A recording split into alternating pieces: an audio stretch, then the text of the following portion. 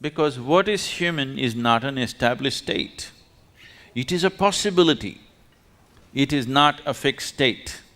If this possibility has to be made use of, there is a whole system of understanding that needs to happen. Understanding the mechanics of how this life functions and what we can do with it. This mechanics, this technology, this science, we are referring to as yoga. I don't know what types of stuff you're doing, but my experience in United States, particularly in California, a lot of people believe yoga started in California. Yes. I met somebody who seriously believed it was Madonna who started yoga.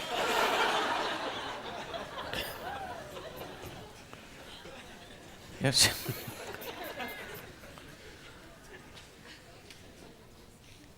So this mechanics of life, this is as simple as this. I'm sure almost all of you are carrying an instrument, some kind of electronic instrument, a phone at least. The more you know about this phone, the better you can use it. Is that so? Last year, the cell phone companies in India made a survey. India is the largest growing market for telecommunications right now.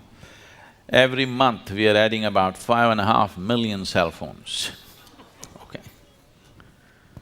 In a year, about 60 million cell phones are being added to the service, because everybody is having 3, 4, 5 these days. They made a survey. That's the second one, you haven't heard the first one.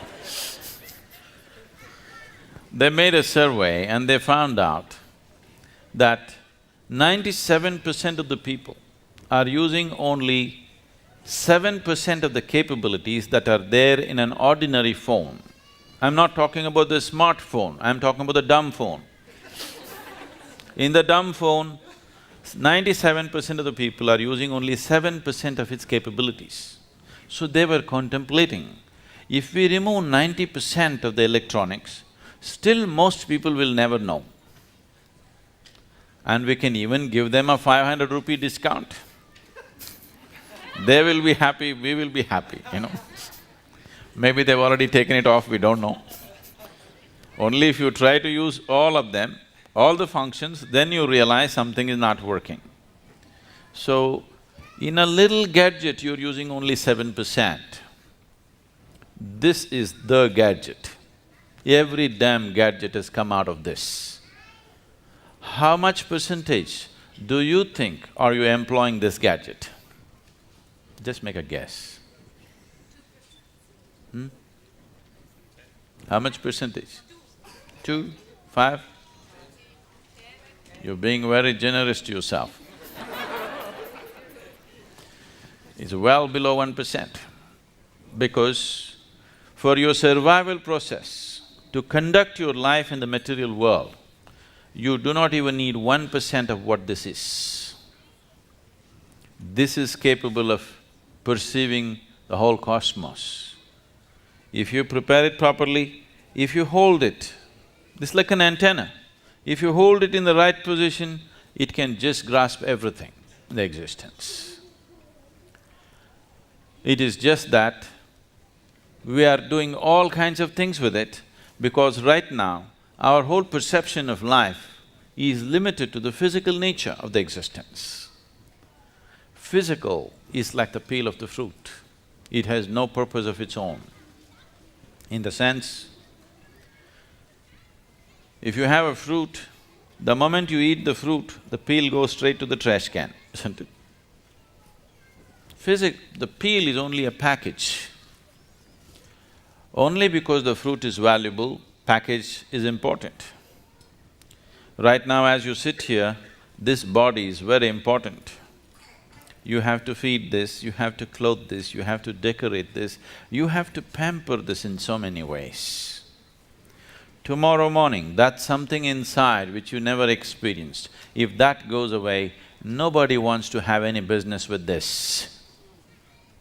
Yes? Only because the fruit is inside, this peel has become very valuable.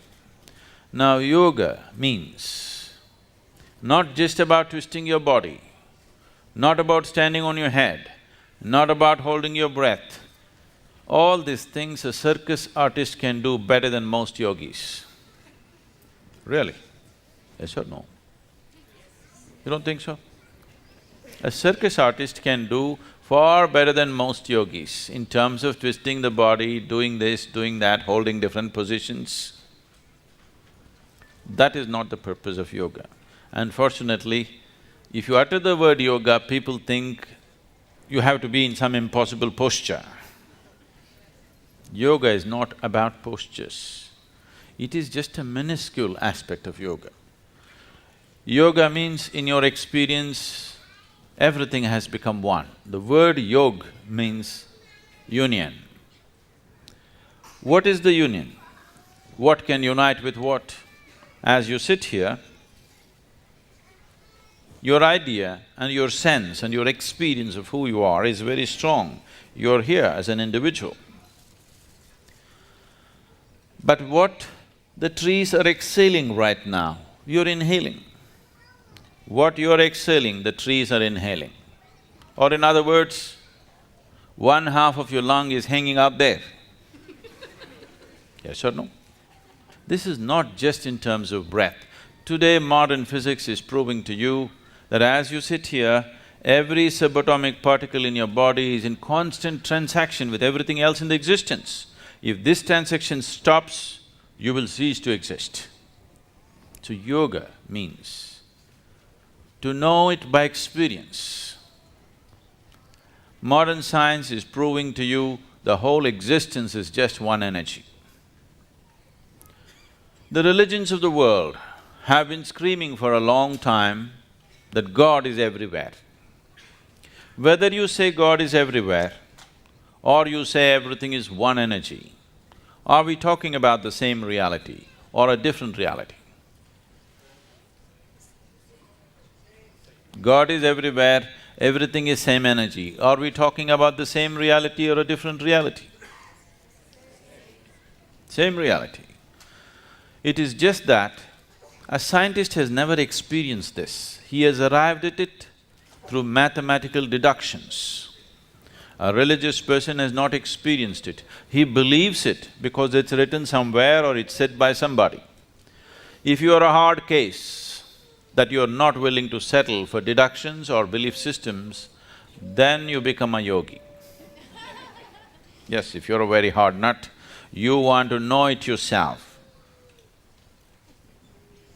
then you become a yogi. You want to know the union of the existence. You want to know the oneness of what it is, not believing it. Like you experience the 5 fingers of your hand, if you can experience everything around you, then we say you're in yoga.